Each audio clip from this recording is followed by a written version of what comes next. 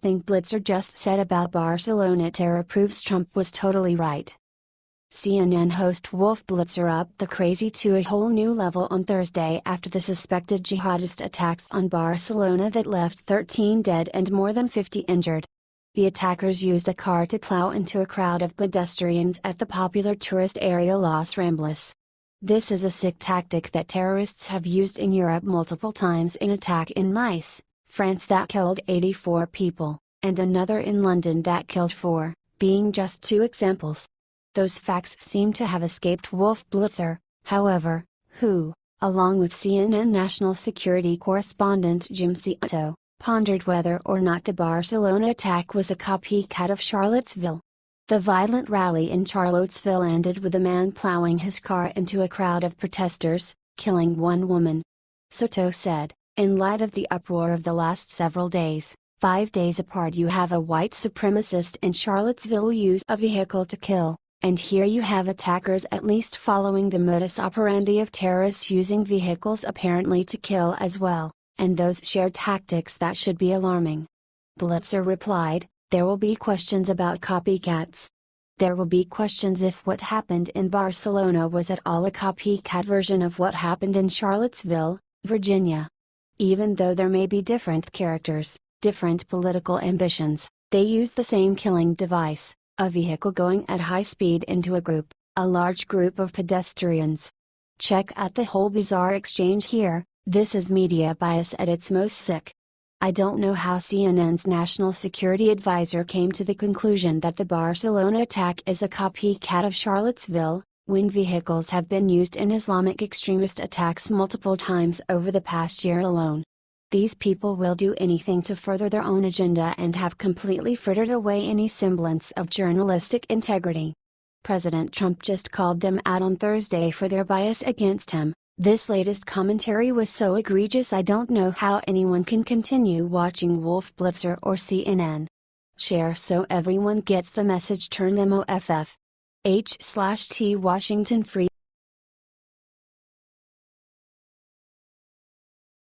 Right after the senator called for Trump assassination, she got hit with a huge dose of karma. Democratic Missouri State Senator Maria Chappelle-Nadal said she hoped President Trump would be assassinated in a Facebook comment on Thursday. Her comment was quickly deleted, but other users saved a screenshot while it was still up. Chappelle-Nadal admitted to posting the comment in an interview with the St. Louis Post-Dispatch, but added, "I didn't mean what I put up. Absolutely not. I was very frustrated. Things have got to change." Fellow Democrats were not sympathetic and called for her resignation. U.S. Senator Claire McCaskill said, "I condemn it. It's outrageous. And she should resign." U.S. Representative William Lacey Clay said, "Calling for the assassination of the president is a federal crime. She is an embarrassment to our state. She should resign immediately." Missouri Democratic Party Chair Stephen Weber said, "The Party will absolutely not tolerate calls for the assassination of the president. I believe she should resign." Missouri Senate Democratic Caucus leader Senator Gina Walsh said, "She should be ashamed of herself for adding her voice to this toxic environment. You know it's bad when even the Democrats are saying you took it too far." Despite her colleagues urging her to resign, Chappelle-Nadal said, "I am not resigning. What I said was wrong, but I am not going to stop talking about what led to that, which is the frustration and anger that many people across America are feeling right now." Christina Schmidt, the special agent in charge of the Secret Service's St. Louis office, said that the service is looking into this. "This is the state of politics that we're in right now, folks, where elected officials are now publicly hoping for the president to be assassinated. It's getting real ugly out there. We know the MSM isn't going to advertise this story, so that's why we're asking you to share. H/T St. Louis Post is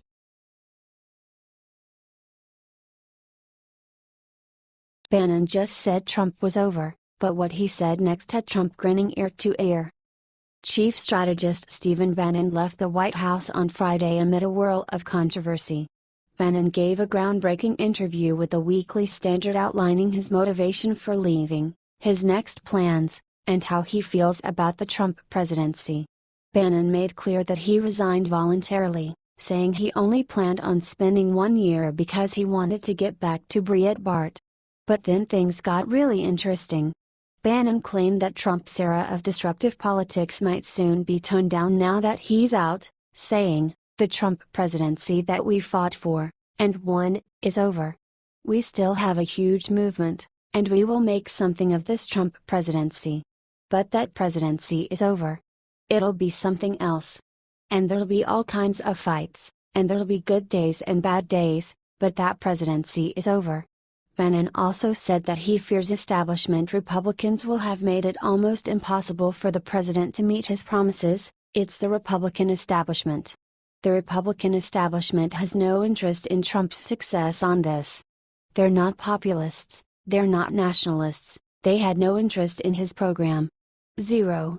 It was a half-hearted attempt at Obamacare reform, it was no interest really on the infrastructure. They'll do a very standard Republican version of taxes. He continued, what Trump ran on, border wall, where is the funding for the border wall, one of his central tenets, where have they been?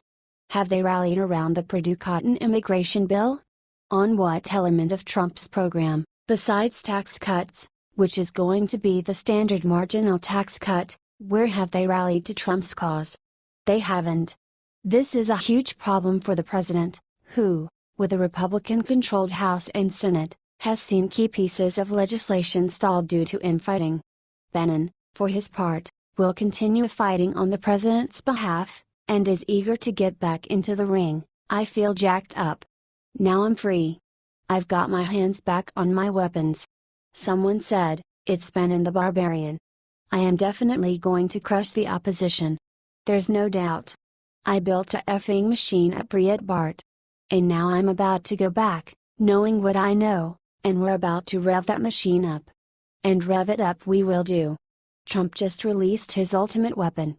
Bannon is going to go back and chip influence away from the rhinos and the Democrats now that he's back at Breitbart.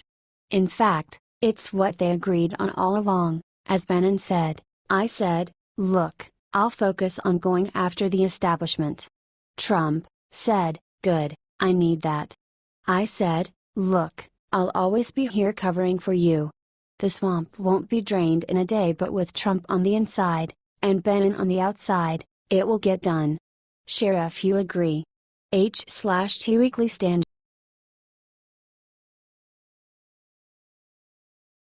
Bannon breaks silence. Look what he said just sacrificed for President Trump. Former White House strategist Steve Bannon isn't going to go anywhere. Steve Bannon is going to defend President Trump till the end. It might be best for him to fight the enemies of America outside of the White House. He's going to be unleashed finally and can now help our president from a different position. He is going to be sacrificed so that the country can keep on getting great again. Here is the full statement via the wonderful Josh Kaplan. Bannon just put the following warning: if there's any confusion out there, let me clear it up. I'm leaving the White House and going to war for Trump against his opponents, on Capitol Hill, in the media, and in corporate America, Bannon said Friday. Rumors have been circulating that Steve Bannon was going to leave. On Friday, Bannon clarified those rumors by plotting to thermonuclear against globalists that are attacking Trump from the inside, according to BuzzFeed.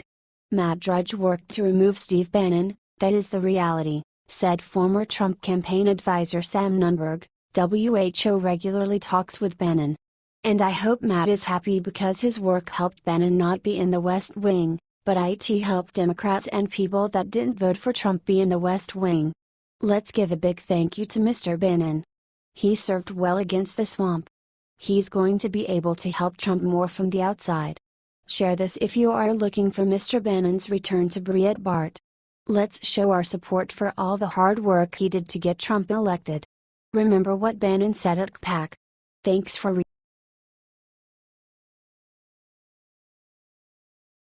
Steve Bannon is out, see the crazy reason he was fired.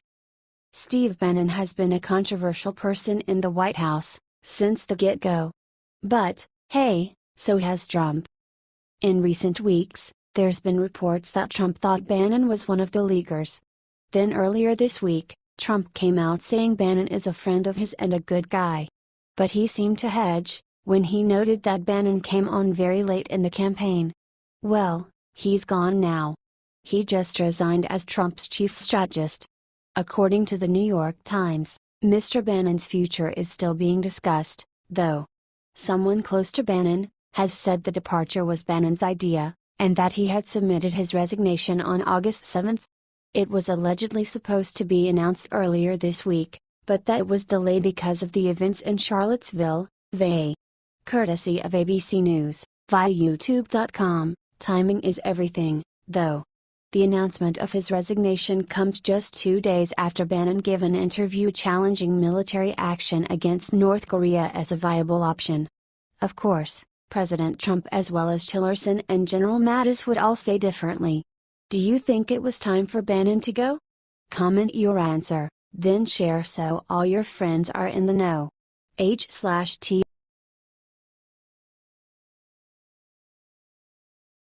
Kill shot. What Elizabeth Warren just announced has put the knife in the Democratic Party for good.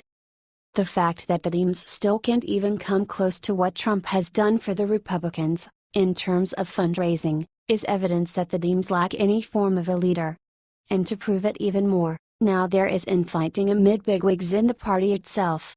Elizabeth Warren is leading the charge within the party that the progressives have taken control. She has offended the moderate Dems, by saying that the progressives are the heart and soul of the party now. To see into their party, we all know, it's important to know your enemy. Watch her, below, at the 2017 Networks Nation Conference, courtesy of Reflect, via YouTube.com. Did you hear her encourage necessary trouble? And call the progressives Donald Trump's worst nightmare? And they say that Trump supporters are the cause of the violence? Come on. There is serious infighting within that party. Former Representative Ellen Tauscher, D. California, said recently, and it's certainly not going to help us win. Our party should be looking to expand the tent. If we divide ourselves, we're doing our opponents' jobs for them. Yes, they are. Trump has had the worst press of any president, ever. And yet, still, the Dems are divided, with no true leader in sight. That party is done, don't you think? If you do, comment yes or no. Then share so all your fellow patriots can smile. H/T The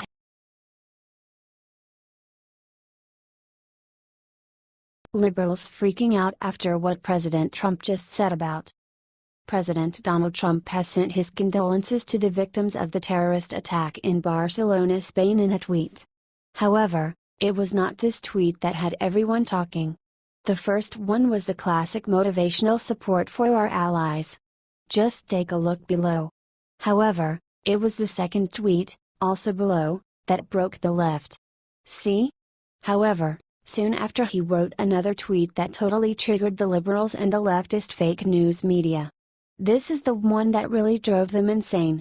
The story that President Trump tweeted about is not new to those that have followed him since the very beginning. The story is best told from him at his rally in Charleston, North Carolina in 2016. The liberals are extremely triggered by this right now, stating that this story is fake and that it promotes mass murder of Muslims. Even though it's a story about becoming tough and destroying the enemy.